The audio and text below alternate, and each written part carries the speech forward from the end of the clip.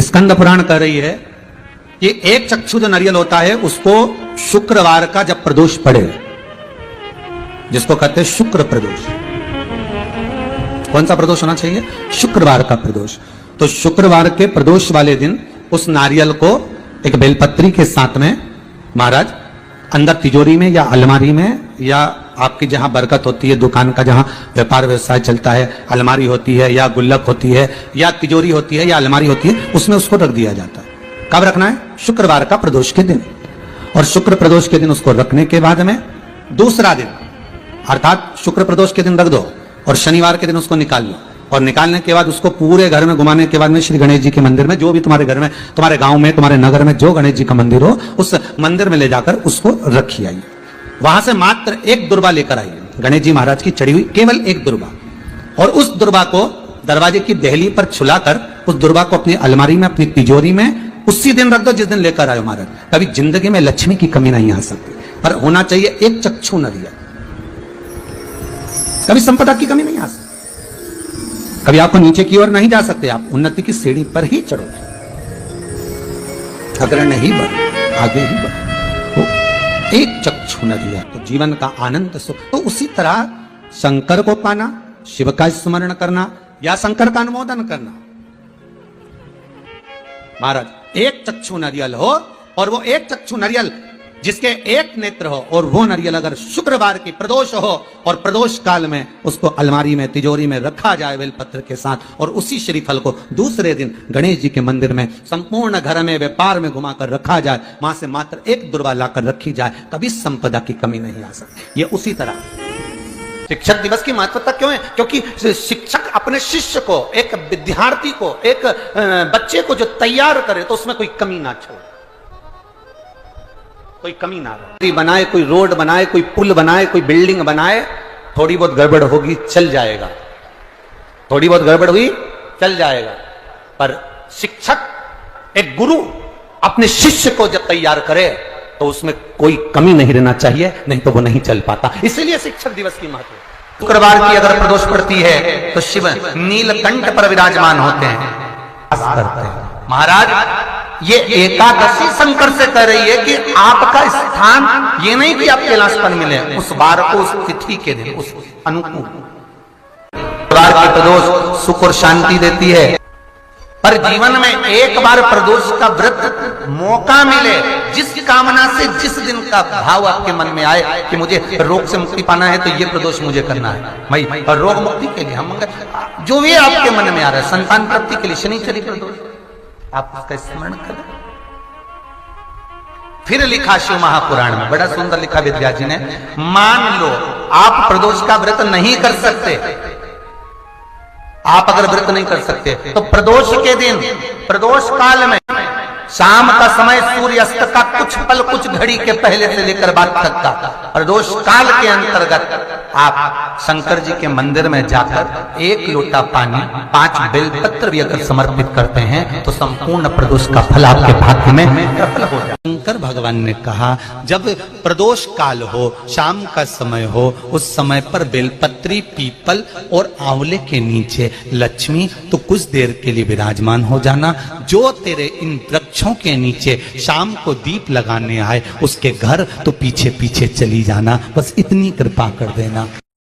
मंदिर में अगर कोई दिया रखा हुआ है और आप घर से इतनी बड़ी डब्बी ले गए, उसमें घी थी, बत्ती थी, माचिस थी, माचिस, बत्ती और घी डब्बी में तुम लेकर चली गई, दिया लेकर नहीं गई, तुमने दूसरे के रखे हुए दिए में अपनी बत्ती लगाकर आ गई हो तो तुम हजारों बार बत्ती लगाना, जिसका दिया था उसी के खाते में वो दीप दान जाएगा। तुम्हारे खाते सब जगह भटक ली है, सारी दुनिया में जाकर बोलिया है, जगह जगह जाकर प्रार्थना कर ली, निवेदन कर लिया, तो भी तुम्हारा अगर कोई काम ना बने तब एक काम जरूर करना, एक बेलपत्र, एक शमी पत्र, एक कनेर का फूल देवाधिदेव महादेव को प्रत्येक प्रदोष के दिन शिवजी को जल चढ़ाकर समर्पित करना प्रारंभ कर दो। 2 या 3 प्रदोष निकलेगी, मेरा देवाधिदेव महादेव तुम्हारी झोली खुशियों से भर दे निश्चित। आप लोगों के स्मरण में होगा कि एक शिष्य के बहन की शादी आ गई। कथा सुनी थी आप लोगों ने? शिष्य के बहन की शादी आ गई और उसने सोचा गुरुजी का तो इतना बड़ा आश्रम है, गुरुजी के पास इतना करोड़ों का धन है, गुरुजी के पास में इतना वैभव है, तो मेरी बहन की शादी तो गुरुजी कर देंगे। उसने कहा गुरुजी के पास जाकर, गुरुजी मुझे मेरे गांव जाना है। गुरुजी ने कहा जा। गुरुजी मेरी बहन की शादी है। गुरुजी ने कहा बधाई हो। गुरुजी हम बहुत गरीब हैं गुरुजी, हमारे पास में कुछ भी नहीं। गुरुजी कहते हैं सब भगवान बैठा है, सब अच्छा करेगा, क्यों टेंशन लेता है, जा। अब जाने लगा।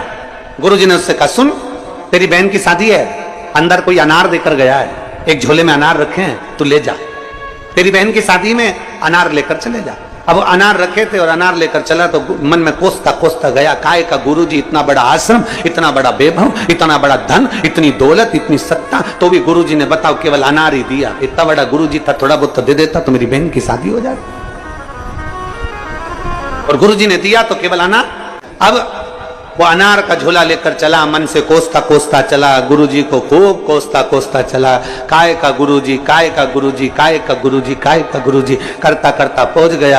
रास्ते में जंगल में गया तो जंगल में एक जगह पर बैठा हुआ था, वहीं का राजा बीमार पड़ गया। राजा को दवाई देना थी, दवाई देने के लिए अनार का रस चाहिए था। अनार राजा के भवन में नहीं, महल में नहीं, नगर में नहीं, गांव में नहीं, कहीं अनार नहीं मिला। तब दूत ढूंढते जंगल में पहुंच गए, इसके झोले में अनार मिल गए। इससे कहा हमको अनार चाहिए। उसने कहा नहीं दूंगा, ये मेरे गुरुजी ने मेरी बहन की शादी के लिए दिया है, मैं नहीं दूंगा। उन्होंने उसको पैर से बांध दिया और उसके अनार ले जाकर राजा को दे दिए। राजा ने उस अनार के रस में दवाई ली, ठीक हो गया। राजा ने कहा अनार कहां से लाए थे? हम जहां से लाए थे उसको तो हम बांध कर छोड़ कर आए हैं। राजा गया, ला उसको पकड़कर मेरे पास में, उसको लेकर आए। पूछा भाई हमने तुम्हारे अनार के रस में दवाई ली है, हमने तुम्हारे अनार के रस में दवाई ग्रहण करी है और हमारा शरीर ठीक हो गया। हम चाहते हैं कि तुम्हारे अनार का क्या शुल्क दे सकते हैं, हम क्या दे तुमको, आज तुमने हमारे प्राण बचा लिए। इतने में वो कहता है महाराज अनार तो मेरी बहन की शादी के लिए मेरे गुरु ने दिए थे। तुम्हारी बहन है? हाँ। उसकी शादी है? हाँ। चिंता मत करो, तुम्हारी बहन की शादी जैसे एक राजा की लड़की की शादी होती है वैसे तुम्हारी बहन की शादी हो। शिष्य की आंख से आंसू बहने लगे कि गुरु ने तो अनार दिए थे और मेरी बहन की शादी राजघराने जैसी हो गई।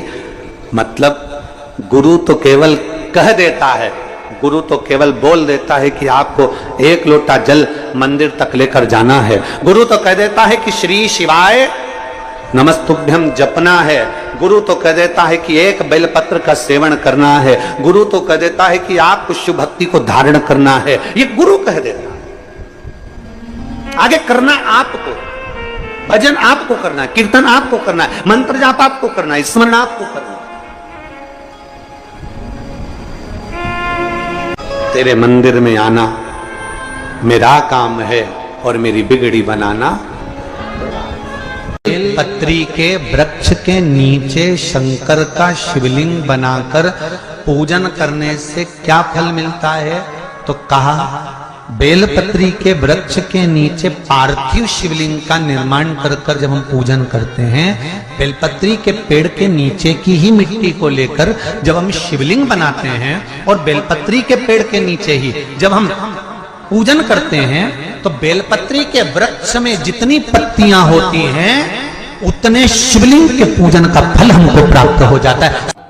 आपको लग रहा है कि दुख समाप्ति नहीं हो रहा है, एक बीमारी से उठे दूसरी बीमारी में लग गए, फिर कोई दुख आ गया, फिर कोई दुख आ गया, फिर कोई तकलीफ आ गई, फिर कोई तकलीफ आ गई, बार बार आपको लग रहा है कि दुख पीछा ही नहीं छोड़ रहा। प्रदोष के दिन बेलपत्री के वृक्ष के नीचे और दूसरा दिया अपने दरवाजे की चौखट के बाहर, मतलब अपन बाहर खड़े होंगे, अंदर की ओर दिया नहीं, बाहर की ओर एक दिया बेलपत्र के नीचे देवाधिदेव महादेव से प्रार्थना कर कर, हे शिव शंकर, हे गौरी शंकर, हे शिव, आज प्रदोष का दिन, प्रदोष काल में आप भ्रमण के लिए निकलोगे नंदीश्वर के साथ में, ऐसी कृपा करना, आपके लिए मैंने द्वार सजाया है, भोलेनाथ आपकी दृष्टि मेरी चौखट पर भी कर देना, मेरी जिंदगी सवर जाए। इसलिए 2 दीप इसे प्रदोष के दिन, प्रदोष काल में एक दिया बेलपत्री के वृक्ष के नीचे लगाया है और दूसरा दिया जब आप घर में प्रवेश करोगे तो राइट हैंड पर ही लगाएं। कौन से हैंड पर लगाएं? राइट हैंड पर। ये प्रदोष की पूजन का विधान किसने बनाया? ये प्रदोष की पूजन का नियम किसने बनाया? ये प्रदोष की संध्या काल का, प्रदोष के समय का पूजन का विधान कौन बनाया? ये प्रदोष के समय पर एक बेलपत्र चढ़ाने का विधान किसने बनाया? प्रदोष के समय पर एक समीपत्र चढ़ने का विधान किसने बनाया? अगर मान लो कोई भिखारी से भिखारी व्यक्ति भी है जो ठेला चला रहा है, उसके पास में खाने के लिए कुछ नहीं है, फटे कपड़े पहन रहा है, उसकी जिंदगी में कुछ भी नहीं बचा और कर्जे में लदालूम हो गया, एक चावल का दाना अगर वो प्रदोष के दिन, प्रदोष काल में शाम के समय पर शंकर के शिवलिंग पर चढ़ा देता है तो 3 या 4 प्रदोष में उसका कर्जा चूकना प्रारंभ हो जाता है। प्रदोष का विधान। इतना ये प्रदोष का वर्णन करा किसने? इतना प्रदोष की महत्वता बताई किसने? इतना वर्णन अगर प्रदोष की महत्वता बताने वाला कोई है, इसीलिए मेरे शंकर भगवान माता सती को लेकर कुंभज ऋषि के यहाँ, अगस्त्य ऋषि के यहाँ कथा सुनने के लिए गए थे, क्योंकि उनके बराबर कोई शंकर के महत्व को बता नहीं सकता और प्रदोष के महत्व को नहीं बता सकता। सती मैया को प्रदोष का महत्व बताने के लिए शंकर सती जी को लेकर कुंभज बाबा के यहाँ गए थे, अगस्त्य ऋषि के, प्रदोष के महत्व को तो जानो सती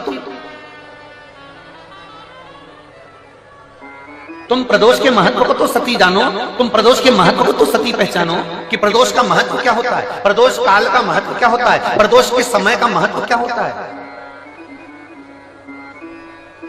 जिस समय पर सूरज डूब रहा हो, चंद्र प्रकाशित हो रहा हो, दोनों का मेल हो रहा हो, ना तो पूरा सूरज डूबा है, ना पूरा चंद्र आया है, ना पूरा अंधेरा है, ना पूरा उजाला है, उस समय को प्रदोष काल कहा गया। उस समय को प्रदोष का समय। प्रदोष के दिन यदि कहीं से आपको शनि पत्र मिल जाए और प्रदोष काल में, प्रदोष का जो समय होता है, शाम का जो समय होता है प्रदोष काल, 4 प्रदोष 5 प्रदोष आप कर देखिएगा कि आपका कोई काम है, कोई नौकरी के लिए आप अप्लाई कर रहे हैं, कोई समस्या बड़ी विकट आ गई है, कोई तकलीफ, बड़ा गला पकड़ रहा है बेटा, कोई तकलीफ विकट आ गई है, कोई समस्या विकट आ गई है, प्रदोष के प्रदोष काल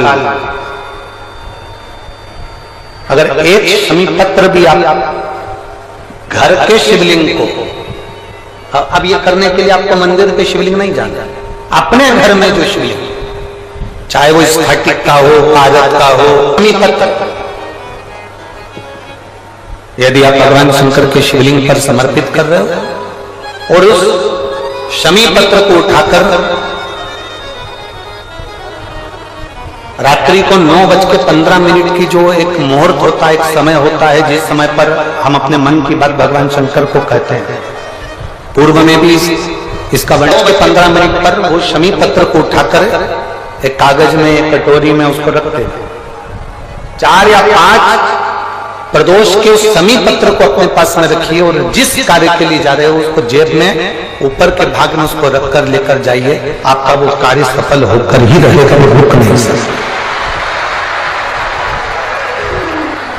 शमी पत्र में इतना बल होता है, प्रदोष का जो शमी पत्र होता है वो बड़ा बलवान, बड़ा होता है। एक बार प्रदोष काल में, प्रदोष के समय पर बेलपत्री के वृक्ष के नीचे एक बार जाकर नमन करना और प्रदोष काल में शंकर भगवान के मंदिर में दिया लगाना, ये 2 चीजें अगर वो 3 महीना भी लगातार कर ले तो उसके जीवन में कभी कोई समस्या आ ही नहीं सकती, कोई दुख आ ही नहीं सकता। जिस नारी को, जिस पुरुष को, जिस बच्चे को, जिस बड़े को चर्म रोग हो जाता है, चमड़ी सफेद पड़ने लगती है, जब चमड़ी सफेद पड़ने लगती है, चर्म रोग जैसा जब हो जाता है या चर्म रोग उसको घेरने लगता है, चमड़ी जब सफेद पड़ने लगे या चमड़ी काली पड़ने लगे या चर्म रोग, सोराइसिस जैसी बीमारी तक के लिए है।